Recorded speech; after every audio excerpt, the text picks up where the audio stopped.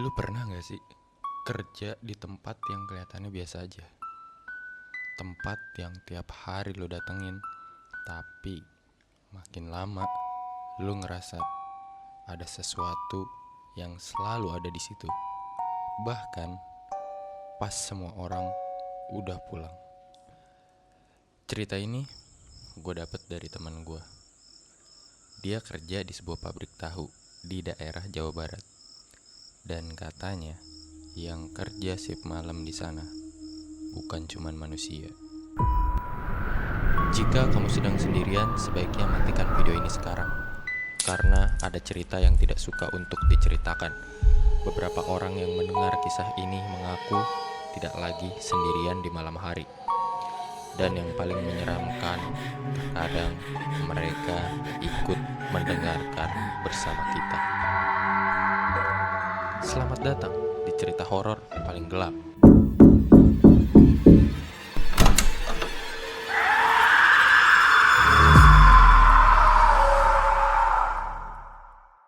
Namanya Dimas. Waktu itu dia lagi butuh kerjaan banget. Akhirnya dia dapat info dari kenalannya. Ada pabrik tahu yang lagi nyari orang. Lokasinya agak masuk ke jalan kecil.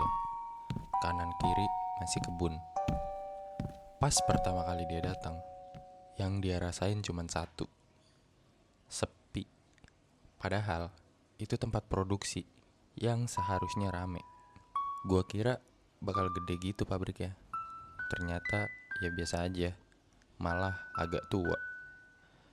Di dalam ada beberapa orang kerja.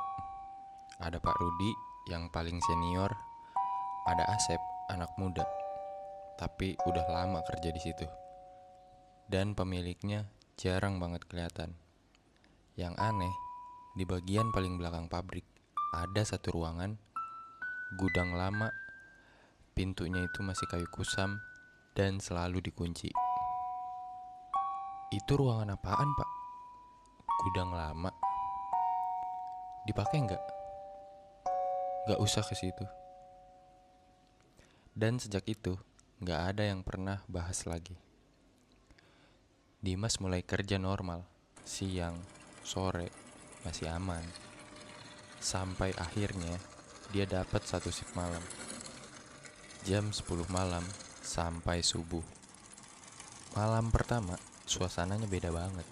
Lebih sunyi dan suara mesin jadi kayak bergema.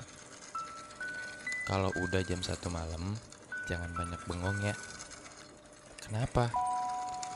Ya pokoknya jangan. Sekitar jam 1 lewat, Pak Rudi tiba-tiba ngomong tanpa lihat Dimas. Kalau dengar suara dari belakang, diemin aja. Dimas langsung diem karena nadanya bukan lagi bercanda. Jam 2 pagi, Dimas lagi sendirian di bagian cetak tahu. Yang lain agak jauh. Dan tiba-tiba suara ketukan pelan dari arah belakang. Dimas nengok, gelap. Pintu gudang kelihatan samar.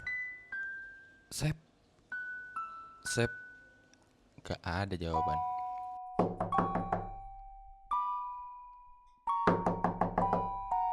Kali ini lebih jelas dan berirama.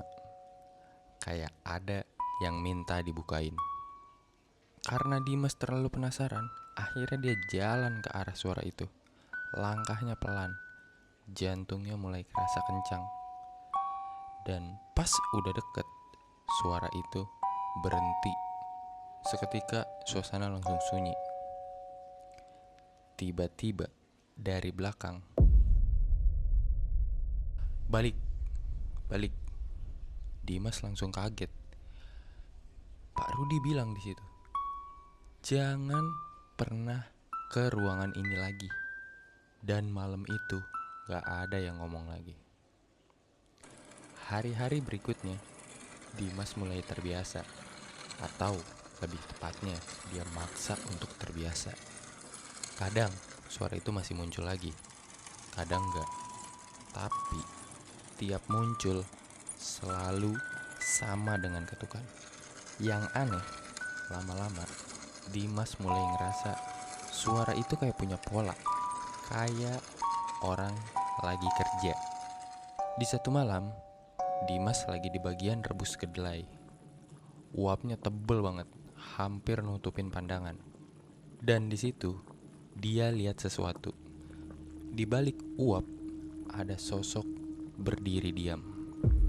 "Sep, itu lu ya?" Gak ada jawaban.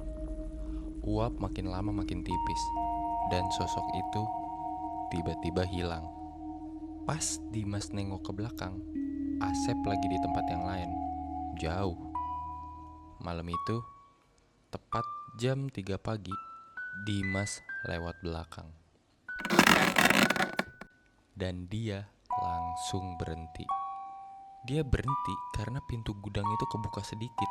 Padahal selama ini gak pernah dibuka sama sekali. Pintunya itu selalu tertutup. Dan dari dalam itu kelihatan gelap. Tapi yang aneh, ada suara. Suara nafas. Nafas itu berat, tapi pelan, kayak orang capek banget. Pintunya kebuka lebih lebar sendiri. Dimas gak tahu kenapa, tapi dia ngeliat ke dalam. Di dalam gudang ada seseorang duduk di lantai. Dia lagi ngeremes tahu mentah. Tangannya gerak pelan, tapi itu gak normal. Kaku. Gerakannya itu patah-patah.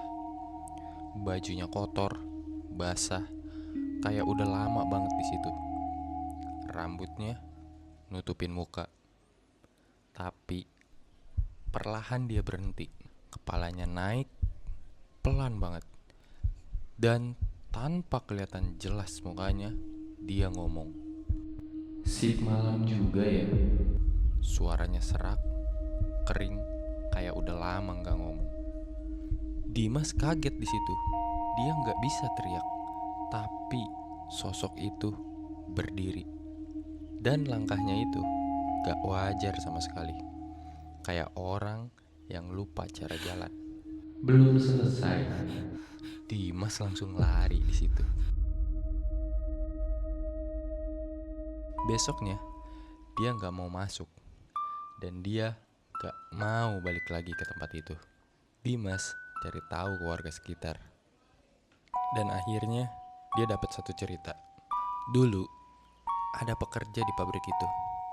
Rajin banget, selalu ambil sip malam. Tapi suatu hari dia ditemukan di gudang belakang. Udah gak bernyawa lagi. Katanya kecapean. Tapi sejak itu kadang masih ada yang dengar suara kerja di malam hari. Kadang ada orang yang terlalu lama kerja sampai bahkan setelah dia pergi, dia masih merasa belum selesai. Dan mungkin di pabrik itu shift malam gak pernah benar-benar kosong. Dan ingat, kalau kalian kerja shift malam, pastikan yang kerja bareng kalian itu adalah manusia.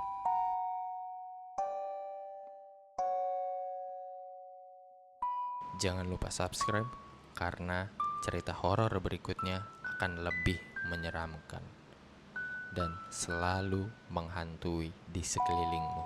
Sampai jumpa.